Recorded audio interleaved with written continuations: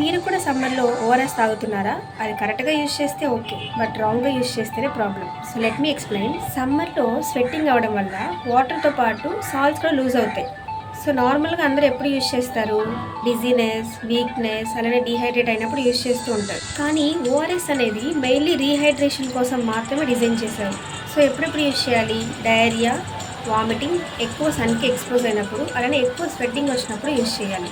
కానీ చాలామంది ఓఆర్ఎస్ఎల్ని డైలీ హ్యాబిట్లో తీసుకుంటూ ఉంటారు. సో ఇలా చేయడం వల్ల ఏమవుతుందంటే బాడీలో అన్నెసెసరీ సాల్ట్స్ అనేవి ఎక్కువైపోతాయి. డైలీ తీసుకుంటే ఇంబ్యాలెన్స్ కూడా క్రియేట్ అవ్వచ్చు.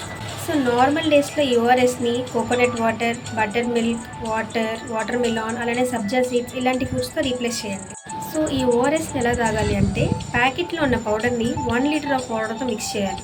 అలానే మిక్స్ చేసిన దాన్ని 24 అవర్స్ లోపు తాగాలి. అలా కాకుండా తక్కువ వాటర్లో మిక్స్ చేస్తే అది స్ట్రాంగ్ అయ్యి హార్మ్ఫుల్ ఎఫెక్ట్స్ని చూపిస్తుంది. అలానే టేస్ట్ కోసం సాల్ట్ అండ్ షుగర్ లాంటివి యాడ్ చేయకండి. రిమెంబర్, ఓఆర్ఎస్ అనేది మనం లోలో ఉన్నప్పుడు సపోర్ట్ కోసం మాత్రమే, డైలీ హ్యాబిట్ అయితే కాదు.